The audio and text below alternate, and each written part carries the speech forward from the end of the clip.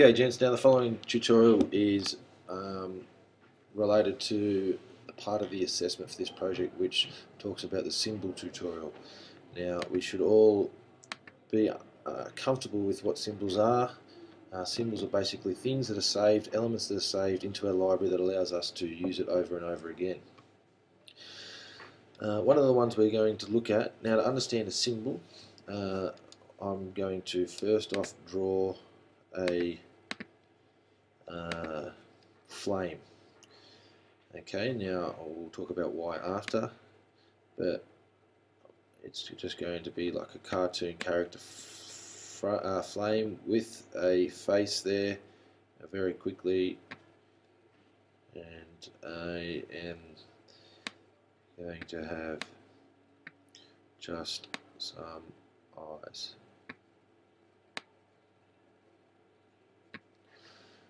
Okay, let's just do those again and make them solid and small. Now, what I'm going to do now is select all of the things that I just drew there and convert it to a symbol. To do that, we go to Modify, Convert to Symbol, or Function F8 on the Macs, and I'm going to just call this one Flame. Now, if I go to my library, you'll see that it's in there. So whenever I want the flame, I can just drag it and drop it into the stage. Right, but I only need one, so I'm going to leave it at 1. Now, what's good about the symbol part is that now I can edit this symbol. To do that, I can just select the symbol and double click. It will then take me into the edit symbol page, and usually you'll see this perforated lines here, usually means symbol. To go back to our scene, I can just click on scene 1. Another way to go to our symbol would be just to go to the edit symbols button, click on flame, and it's now in the edit symbols. Now what I can do is I want this flame to look like it's flickering, while every time it's on the stage it'll look like it's constantly burning. And to do that is a very simple way to do it. You just click on the eraser, enter a new keyframe which just copies the one before it, so it's just a mirror image of the one before it. But on this one I'm just going to delete the top part of the flame.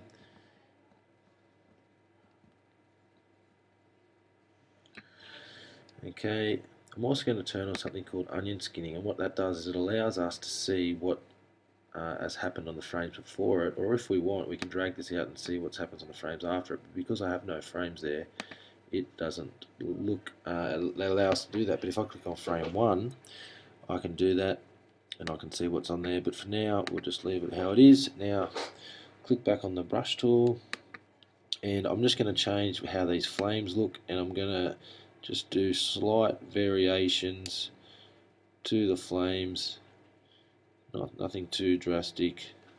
That last one probably didn't work, but I'll just leave it anyway. And again, I'm going to insert another blank key, another keyframe, copying the one before it. Going to rub out the top of the flame. This is all under the edit symbol, and you'll see with onion skinning it actually shows us the last 2 frames. Now to change it, I can just drag this bracket in so it just shows us the last frame, or as many frames as you like. Now again, I'm just going to draw another flame head, just like so. And now if I go back to my scenes, now I've done those 3 frames, every time this flame is anywhere on the screen it will flicker like that. So if I can enter and nothing happens, that's obviously because I don't have any frames. So insert a frame, and now it allows us to see it would, every time that frame is in, it would flicker. Now at the moment it actually only shows 2 frames.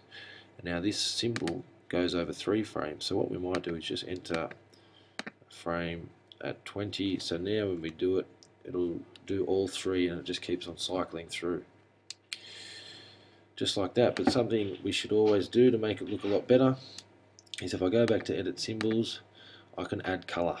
Now to add color we can just get our paint bucket, have our colour swatches on, our colour palette on, which is window and colour, and then I can fill it. But black obviously is very boring and I won't be able to see things.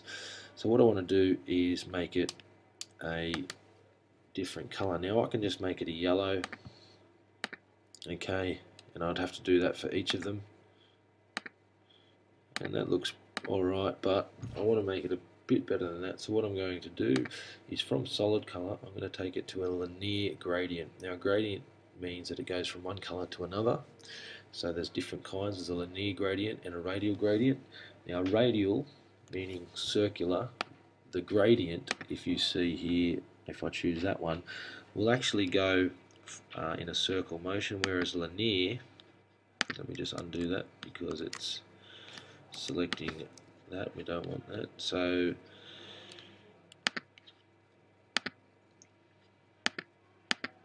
linear is in a line. So you'll see that I had this done already. If I wanted to change this to maybe a green,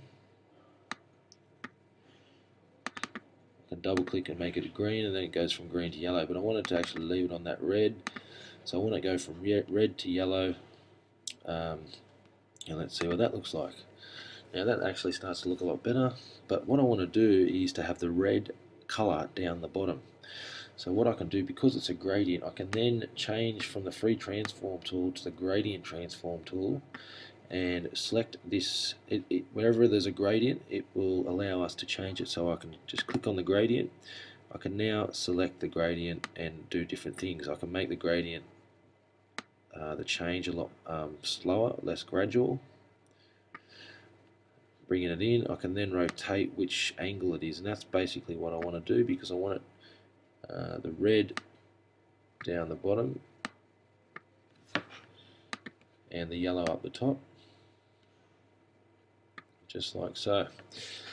Okay, so now I want to do that though for each of the shapes. So now I can pretty much just select each of them, making sure I don't, if I was to choose the colour now, because I have both the outline and the colour selected, what would happen was it would select all of it and change it. Now I don't want that, so to do that you just click on the arrow, click somewhere outside, and then again using our transform tool to rotate it 90 degrees, and same for this one, which was already done, this one 90 degrees. Okay, so now when my flame is on the screen, it will cycle through these 3 different frames, wherever that is. So if I was going back to my scene tab and hit enter now, you'll notice that the colour has automatically changed because I've edited it. It becomes more of a fire looking with different colours.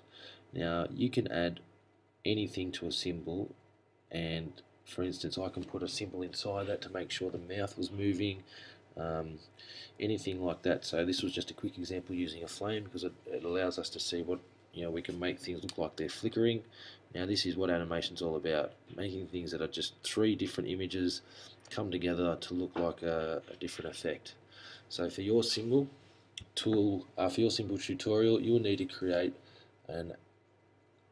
one symbol that has animation inside the symbol, like mine. I have inside this symbol I have 3 different frames that allow us to do animation. Okay, so for yours you can do anything. It's totally up to you, but that is part of your next assessment.